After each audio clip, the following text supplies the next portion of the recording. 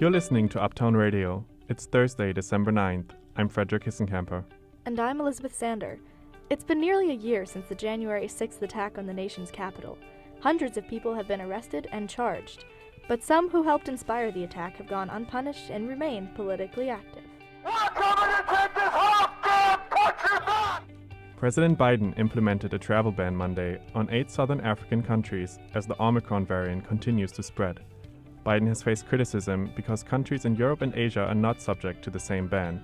Some say it smacks of racism.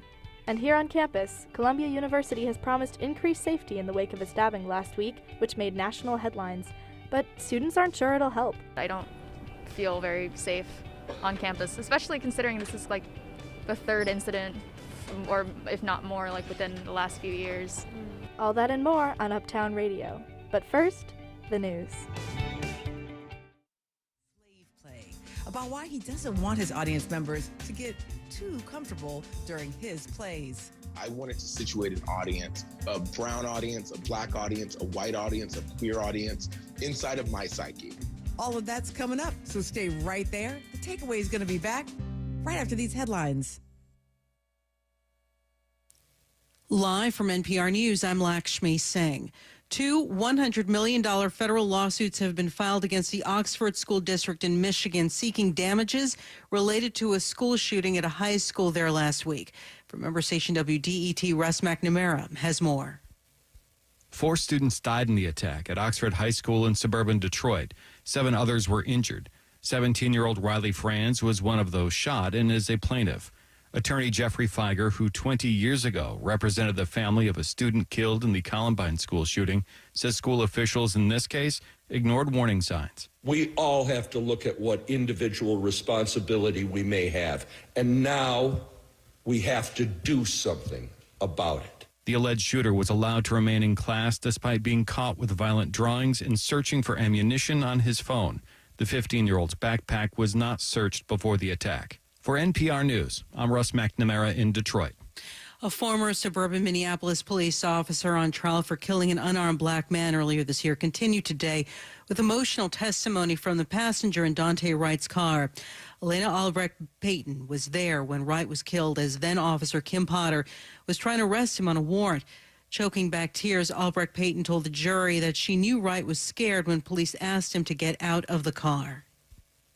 He was really scared. Like, I've never seen him like that before. Dante, like, he's just really happy, he's positive, and you can't really be, like, sad or depressed or angry or mad around him.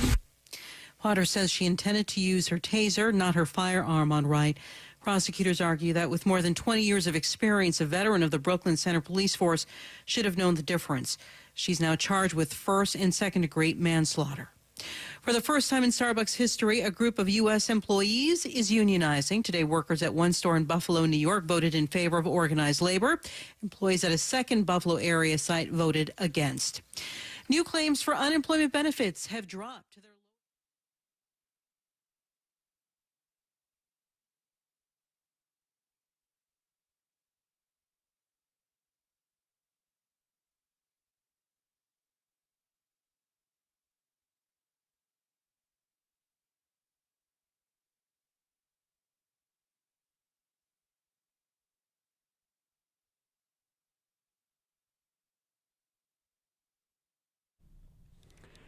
It's Columbia Radio News. I'm Peter Gillette.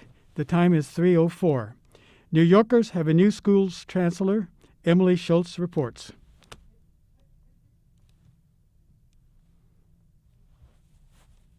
Mayor-elect Eric Adams has announced his choice for New York City school chancellor when he takes office in January.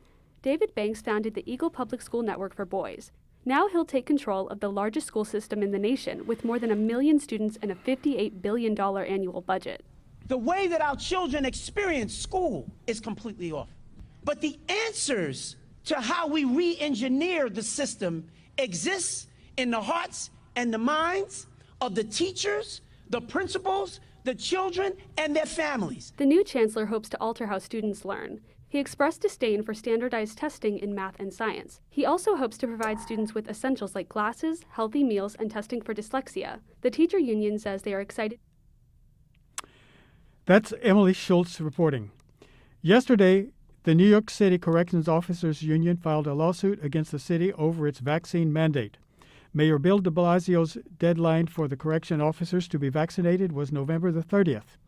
Now that the deadline has come and gone, many corrections officers have been suspended, although exactly how many is not known. The lawsuit follows another filed by the police union. In other news, police are looking for 3 men they say are responsible for a fatal shooting in the Bronx last night. A video shows the suspects driving a black sedan when they pull up to a parked car and begin shooting at the occupants. 21-year-old Sergio Jimenez was pronounced dead at the Bronx Care Health System.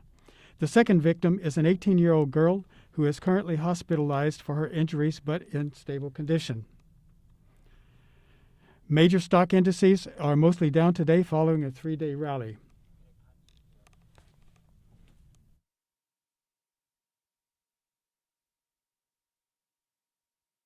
On a frigid day last month, opposing protesters screamed at one another outside New York's Maryland.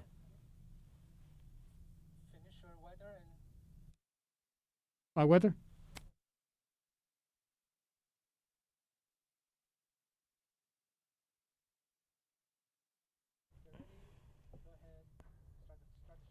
This is Uptown Radio. I'm Elizabeth Sander. Repercussions are piling up for people who took part in the January 6th attack on the nation's capital, but not for everyone. A far-right rally in New York City last month is a reminder that nearly a year later, some key figures who kindled the mayhem in D.C. have not faced legal consequences. Luke Cregan has the story. On a frigid day last month, opposing protesters screamed at one another outside New York's mayoral mansion. The two groups shouted past the faces of police who had moved in to keep them apart. The chaotic scene had begun with the rally, led by far-right figure and January 6th participant Nick Fuentes. Fuentes had brought his followers to Gracie Mansion to oppose the city's vaccine mandate. Since attending the Unite the Right rally in Charlottesville, Virginia in 2017, the 24-year-old has emerged as a major figure on the far right. The FBI has labeled Fuentes a white supremacist for promoting white nationalism and racist ideology online. His rally in New York City brings to mind the one he encouraged followers to attend on January 6th. That day, as hundreds of people charged the Capitol, Fuentes spoke to supporters from the steps outside. This American Revolution must take place because our sovereignty, our Constitution, and our country has been stolen from us. According to the Southern Poverty Law Center, later in his speech, Fuentes told the crowd, quote, "Keep moving toward the Capitol, break down the barriers, and disregard the police." Fuentes didn't do anything violent or trespass inside the Capitol that day, which sets him apart from the people that federal prosecutors have charged so far. But legal experts like Professor Michael McDaniel of Western Michigan University believe prosecutors could still bring charges against those who enabled the melee, even if they stayed out of it themselves. Title 18 of the U.S. Code talks about conspiracy to commit offense against the United States, and that would apply then to ringleaders, those who are stirring things up on the internet. McDaniel and other legal experts believe the Department of Justice is almost certainly examining charges of this kind. The DOJ itself declined to comment for this story.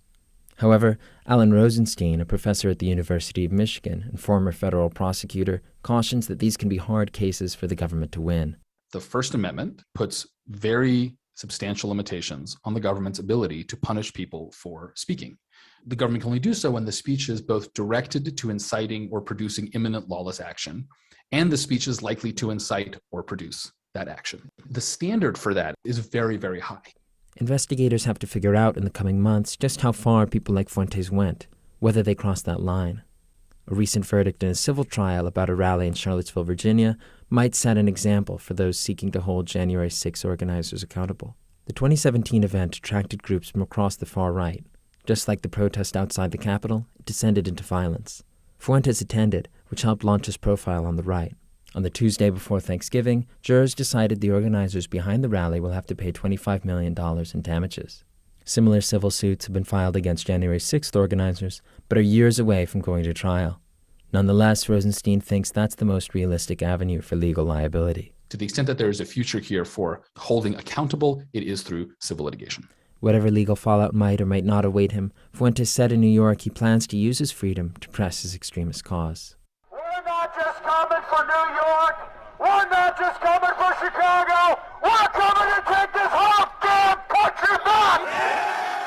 Columbia Radio News, I'm Luke Cregan. African immigrants living in New York have slammed the Biden administration for imposing a travel ban on 8 southern African countries after a new coronavirus variant, believed to be more contagious, was identified in South Africa. Fears surrounding this new variant, Omicron, have caused several Western countries to ban flights from southern Africa, including countries that have not recorded any cases. Kwangu Liwewe has more on this story. Shoot the messenger. That's how many Africans have described the reaction from the United States, Canada, the United Kingdom, and the European Union, who announced immediate travel bans when news broke out that South Africa had discovered a new coronavirus variant. New York-based investigative journalist Joel Konopo, who originally comes from Botswana, a country affected by the ban, says he is livid. It's marks of xenophobia, in my view. I even think it's racist for them to be quickly suspending flights to Africa when other countries in Europe and Asia have got the same variant and they were not treated the same. The United States discovered its first case a week after South Africa made its announcement. Some Africans think credit must go to South Africa for its openness and accountability. Nigerian journalist Kunle Falai, who has covered the coronavirus pandemic in Africa, says South Africa should not be punished for detecting the new variant. First of all, praising the South African experts, scientists, for being very fast in identifying this variant, because first of all, we need to understand that this probably might have come from outside South Africa. But South Africa has been able to save the world in some sense in identifying this variant in a way that it will be easier for the rest of the world to respond to it. The co-chair of the African Union's Vaccine Delivery Alliance, Dr. Ayode Alakije, told the BBC that unless everyone gets vaccinated, no one is safe.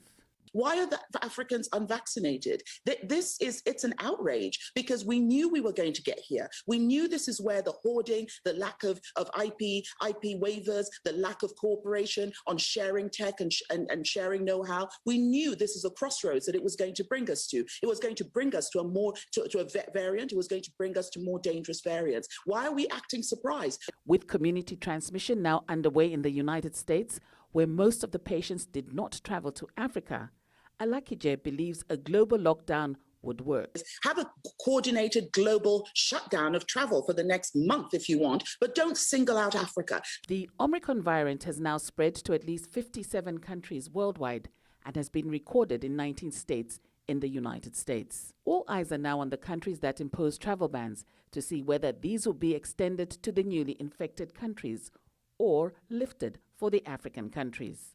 For Columbia News, I'm Kwangu Liwewe. Public safety at Columbia University is ramping up its efforts in the wake of last week's violent stabbing of Davide Giri, a graduate student in engineering. Another victim, Roberto Malaspina, was injured, but is set to make a full recovery. Suspect Vincent Pinkney was indicted Sunday and is due in court this Wednesday. Reporter Camila Databoy joins me to discuss the administration's response and the latest safety news. Hi, Camila.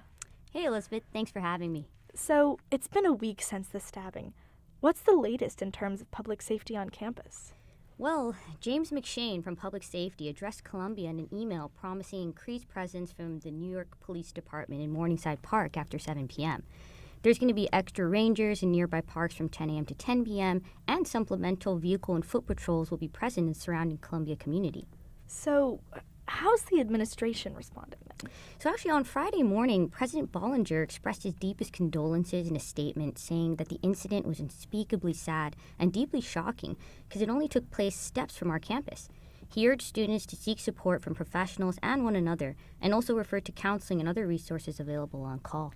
Now, Camila, are students feeling safe on campus? So I went out and spoke with a few this week, and generally the consensus is students don't really feel safe at night, even with the additional safety measures. I spoke with Catherine, a junior at the school. But I don't feel very safe on campus, especially considering this is like the third incident, or if not more, like within the last few years. The only time when we see an increase in public safety and security guards around is when something like this happens. She lives on 114th and Riverside, and even though it's only a few blocks away, she says that she takes the Via ride service, even if she says it feels silly. Catherine hopes the security guard escort program will be re-implemented soon, as it was suspended during the pandemic. I also spoke with Shelley Baloch, a 24-year-old grad student. Last week was kind of eye-opening in that we do still live in the city, and it is still dangerous, and it was really unfortunate because I thought Columbia Safety would be doing more to prevent these kinds of things. I know in 2018, another girl died by Morningside Park. So why is it happening with such regularity if it's supposed to be one of the safest areas in the city? With classes sometimes ending around 10 p.m. at night, walking home alone has become a concern for her. Baloch says going forward, she'll also consider using the VA service. So what do you think the larger impact of this has been, Camila? Well, two things. More students using the VIA service could increase wait times. Beyond that, admission rates might suffer. It's also a problem Columbia has to deal with when it comes to concerned parents of prospective students. Religious life advisor Vicky Samaritano shared her thoughts. I think it does have an impact. It does make people think twice. But the truth is, just as we saw, it can happen in Michigan, it can happen in New York City. However, she has a positive outlook on the increased safety measures. Samaritano wants to remind students that there are a variety of ways for them to seek help in the wake of the incident, whether at the Religious Life Center or the Mental Health Care and Guidance Office. She says, while we can't go back in time, we can only look forward and remain hopeful. Having me, Elizabeth. This holiday season, Wirecutter wants one thing: a fair contract with the Times. After being acquired by the New York Times in 2016, Wirecutter has helped evolve the news platform to a digital landscape and brings in record amount of money. After moving the site behind a paywall in September, Wirecutter had 10,000 new subscribers. Union workers at the product review website went on strike during the busiest shopping week of the year to show their commitment. While the strike ended on Tuesday of last week, bargaining with management continues until December 13th. Our reporter, Nika Simovic-Fisher, has the story. Because when we fight, when we fight, when we fight, we win! You're hearing the sounds of 100 protesters at the iconic New York Times building prior to Black Friday. The rally, along with a digital picket line, was meant to demand a fair contract with the News Guild of New York, a contract that would include many benefits to workers. Here's Bill Baker, the Times Guild chair, explaining some of their requests. We want a fair share of the profits we are making this company every day. How much? $1 billion. We want safe working conditions as we do our jobs. We want concrete accountability for the company's stated diversity goals. Can we say that again? Concrete accountability for the company's stated diversity goals. More workers have joined the News Guild Union in 2021 than any year in past decades. Condé Nast is among the newly formed members which joined earlier this year. Other journalism publications are following suit. BuzzFeed workers are also walking away from their job to protest unfair page view requirements for the reporters' stories. Some critics counter that the Wirecutter is not an equal part of the New York Times because it is product-focused, but the work appears alongside editorial pieces in print and on screens. According to the News Guild's website, Wirecutter workers earn on average $43,000 less than others in the Times newsroom. For Andrea Zagata, a designer at the New York Times, she sees the importance in showing up for her colleagues. Every time one of our shops gets a win, it's a win for all of us. Wirecutter has been fighting for a long time. Susan DeCarava, president of the News Guild of New York, tells me more. They've been in bargaining for 2 years, and the company is refusing to raise the minimum wages and address pay structures to create equity. That's one of the big reasons why they organized. The New York Times has several unions, including the Times Tech Guild, which is the newest member. DeCarava expands on this. There's separate unions within the company. The point is that we, on the union side, have solidarity. We understand how much our fights are interconnected, and we want management to know that what they do to one of our siblings within the labor movement, they do to all of us. And so we're willing to fight, all of us, for Wirecutter, for Times Tech, for the newsroom. I'm Nika Simovic-Fisher with Columbia Radio News. When thinking about public transportation, most think of it as a positive enhancement in their communities. In this New Jersey suburbia, the addition of a train line brought in economic prosperity while diminishing neighborhood diversity. Talia Adderley reports. When David Cummings came back up north to work at the New York Times in 1993 after college, he remembers being struck by a headline in a local paper. Montclair, the Upper West Side suburb. This was news to Cummings, who was born and raised in the New Jersey suburb and had familiar roots dating back to the 20s, but he isn't the only one noticing the change. If you were a poor kid in town like me, because the doctor, the lawyer, the minister, the guy who had his own electrical business, that guy still lived in the same neighborhood, a part of town as I did.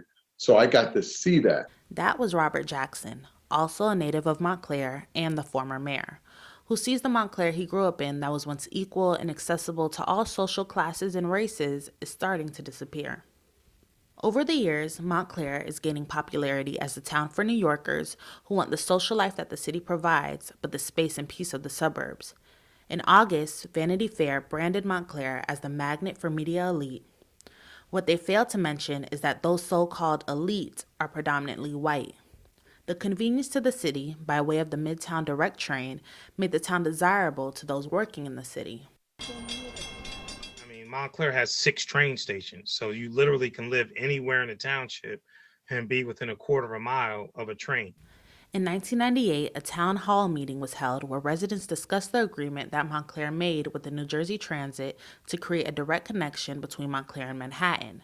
Out of the 28 residents who voiced their opinions, half of them mentioned their concerns for the possibility of displaced residents, specifically Black residents.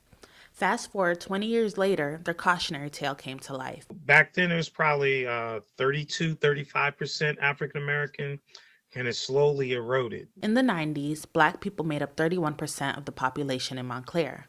But as of the 2019 census, only 22% of the population is Black.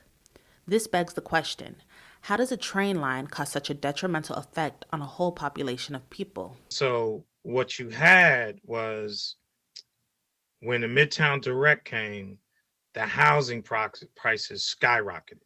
To put this into perspective, a house in Montclair that is a 6-minute walk to the closest train station saw a 38% increase in property taxes this year alone. So if you're, senior, you couldn't afford the taxes, and your house was being, you were getting an incredible price for your house.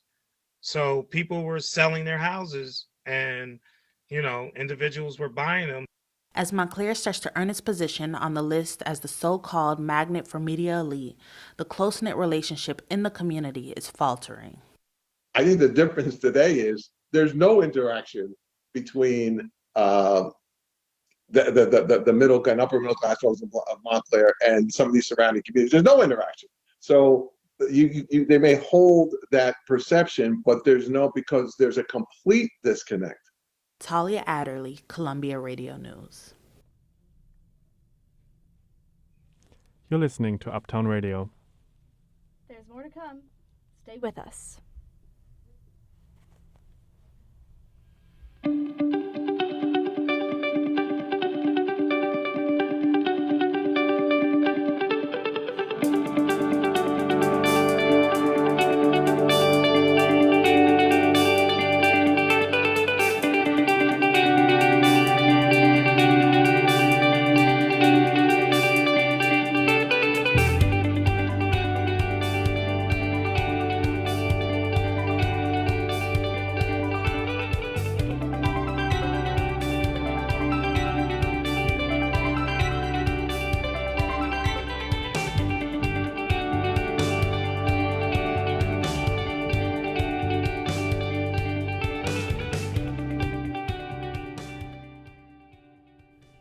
Welcome back to Uptown Radio.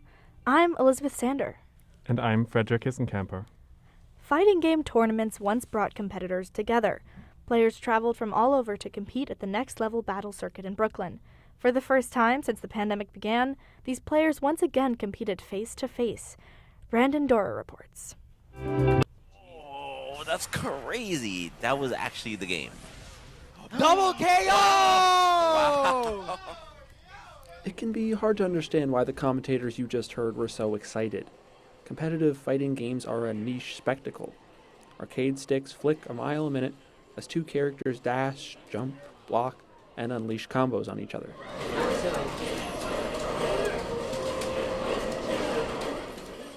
It can be bewildering to outsiders, but it can also be fun, motivating, and deeply meaningful. Players say offline competitions are the best places to learn.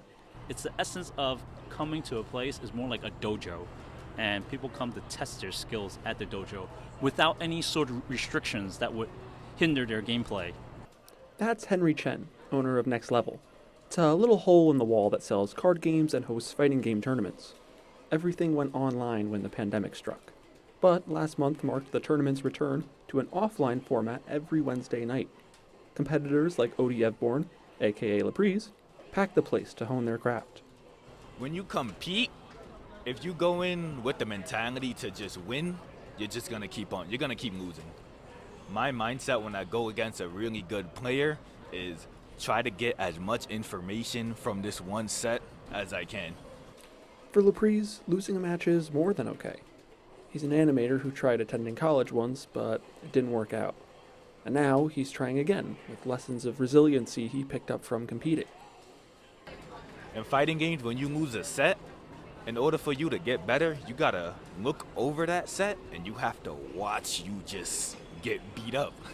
And it's hard. But once you get used to doing that in fighting games, it's gonna translate to something else. Each loss is a lesson, but they still hurt in the moment. Laprise made it to the top 8 of NLBC's Guilty Gear tournament before losing a close match. He congratulated his opponent with a GG, or good game, while they went over just how close their match was. Still, he couldn't help but let his frustration out with a good old-fashioned scream.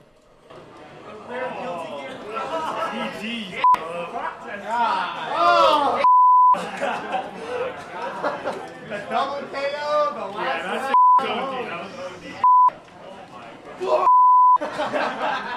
Players who keep their cool and win enough might get sponsored. Making money is a dream for some competitors, but it's not always the point.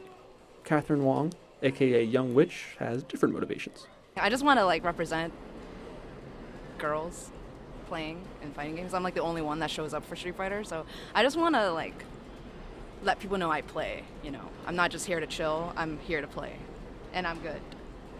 She knows she's outnumbered, even in the relatively diverse New York fighting game community. But that doesn't deter her. There's a lot of talented players here, and the scene is the best in North America, so I'm in the right place for it, luckily. As long as people show up, Henry Chen will keep his dojo open to any New Yorker with a competitive side. For Columbia Radio News, I'm Brandon Dorr.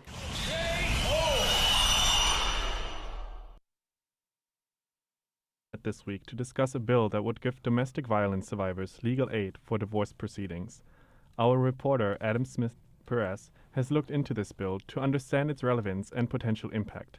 Adam, could you explain what exactly this legislation can help solve? The bottom line is low-income people often can't afford the legal fees associated with divorce. It's not uncommon for New York divorce attorneys to charge prohibitively expensive amounts, like $400 an hour. And with an attorney, domestic violence survivors obviously fare better in court against their abuser. So this bill would basically guarantee brief but free legal advice and representation to domestic violence survivors, who are a particularly vulnerable group going through a divorce. And what kind of advice would be on offer? So in addition to basic divorce lawyer advice, these resources help clients understand their rights throughout the typically very complex and expensive divorce process. So, for example, what if your abuser is your healthcare proxy? What if they threaten a much more expensive, contested divorce? Just having an expert there to help you navigate all that legal red tape alleviates a lot of stress. That makes sense, but don't you already get a free attorney for matters handled in family court, like custody battles or domestic violence proceedings? So what exactly makes this bill necessary? Well, contrary to popular belief, divorces are actually not handled in family court. They're handled by the New York State Supreme Court, where clients don't get free attorneys or legal advice. And according to advocates in the legal aid community, pro bono help for divorce is one of the top services requested, especially for low-income women. Councilmember Mark Traeger, who sponsors the bill, argued that there shouldn't be a cost attached to someone's security and justice, and that safety shouldn't be determined by income. Essentially, Traeger has really changed the conversation by framing divorce as a social justice issue for low-income New Yorkers. And what would be the bill's impact if it went into effect? Basically, this fills a huge need gap across New York, and if it works, could lead to similar programs popping up around the country. And just for context, we shouldn't forget the domestic violence numbers. From 2010 through 2018, there were nearly 600 domestic violence homicides that occurred in New York City. And during lockdown, it's pretty widely known that domestic violence in New York skyrocketed. And so with the new mayor coming in, what is his office's view on the issue, and how likely is this to go forward and actually go into effect? Well, Mayor Adams actually hasn't released a public statement on this bill yet, but it will obviously fall under his supervision. If all goes as planned, representatives from his office, city agencies, and advocacy groups would come together for this project. Adams's office would also help find and recommend legal providers who'd work with city agencies. The City Council is proposing a 2-year pilot program and then plans to make it more permanent in 2024 if it passes through a few rounds of city government supervision. Great. Thank you so much, Adam. Thank you. Having student debt and a degree in theater can be a challenge, especially during a global pandemic. But that's the reality for thousands of 20-somethings right now.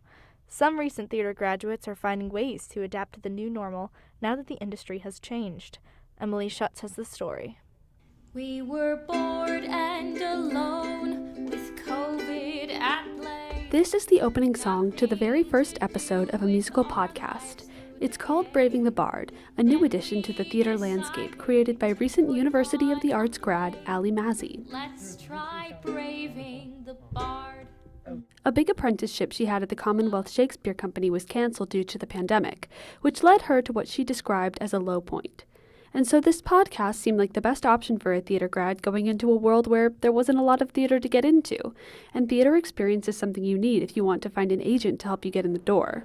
They only want to represent you if you're getting work, and there was no work for 2 years. Just before her senior year, things were going really well.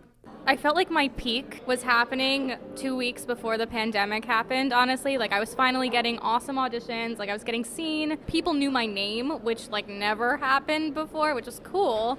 And then the pandemic happened and everybody forgot. Ali wanted to fill the time that should have been spent boosting her resume in any way she could, hence Braving the Bard, which essentially means taking on Shakespeare. She and a few actors, directors, and musicians produced a Shakespearean play from the safety of their own homes, put it together, and upload it to Spotify.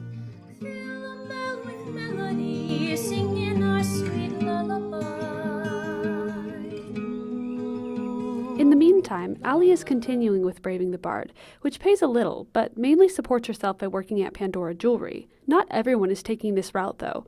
The reopening of theater in the time of COVID comes with new jobs. If you could go ahead and insert this swab in your nostril for me, just go ahead and twist it 6 times, and then you're going to do the same thing with that same swab in your other nostril. Annalise Loxton graduated with a degree in theater from Ball State University in spring 2020. After a brief retail gig at Best Buy, she took a job at Bard College as a COVID safety officer, where she learned the ropes and got certified. When theaters started to open back up, there were new jobs to fill. Everybody was not only hiring for COVID officers, but they wanted experienced COVID officers at a time when we were literally still writing the rules as to how being a COVID officer worked. She started out at Phantom of the Opera, administering COVID tests a few times each week, checking vaccination status, performing contact tracing, and other procedures to meet the standards set by the Actors Equity Association. Places, please, for the top of the show. This is the Places Call. Have a good one. Now she does that same job for a play called Thoughts of a Colored Man. But this isn't how she pictured her career in theater would start. Transition will look like becoming an assistant director, an associate director, resident director over time, and then hopefully directing my own things. Annalise believes in the long run this job will assist her in launching her career as a director, simply because of the connections she's made. I've gotten to meet so many incredible people. While I was working at Phantom, I got to meet Andrew Lloyd Webber multiple times, and that was fantastic. COVID has taken away opportunities for some recent theater grads, but as things open back up, it's brought new jobs. Whether they come as an effective way to break into the industry, we'll just have to see. For Columbia Radio News, I'm Emily Schutz. Oceans are choking with discarded plastic. Beaches are banked with plastic flotsam. Dead seabirds carved open reveal guts stuffed with plastic indigestibles. Flamenco to the rescue. Peter Gallette reports.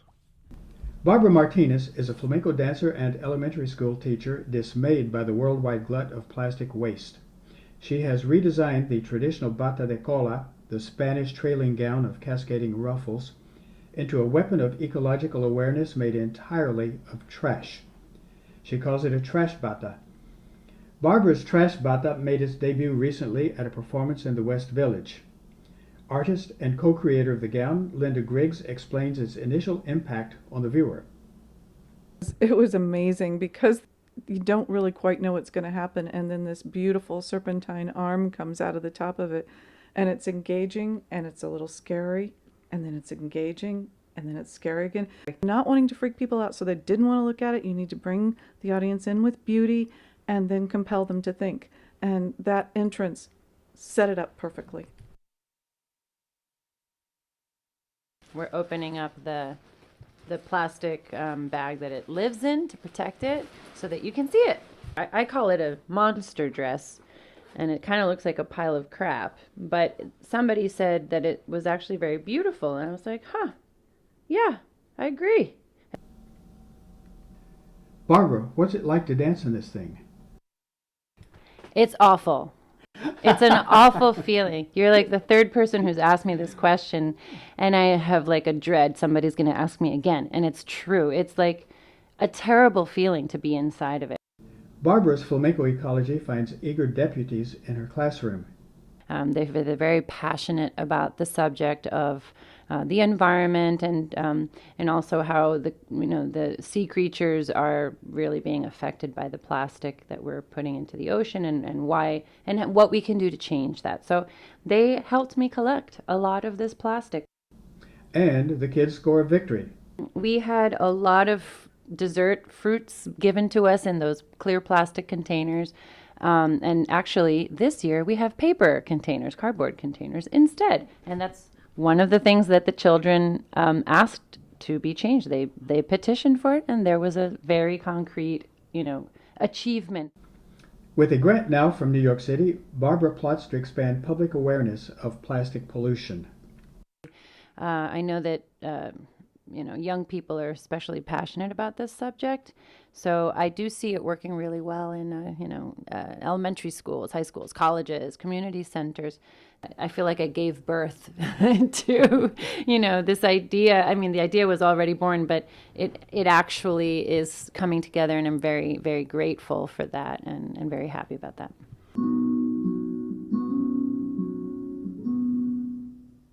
Peter Gillette for Columbia Radio News.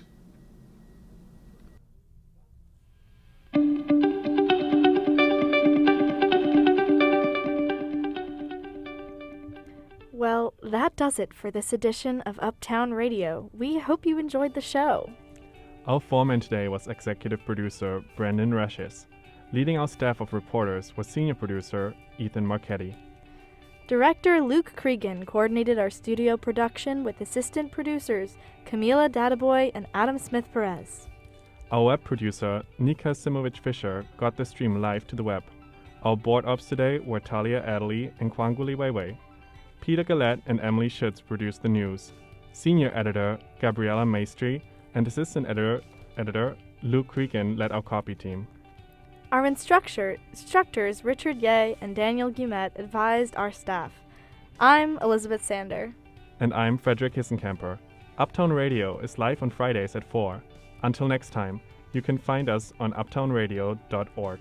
From all of us here at Uptown Radio, thanks for listening.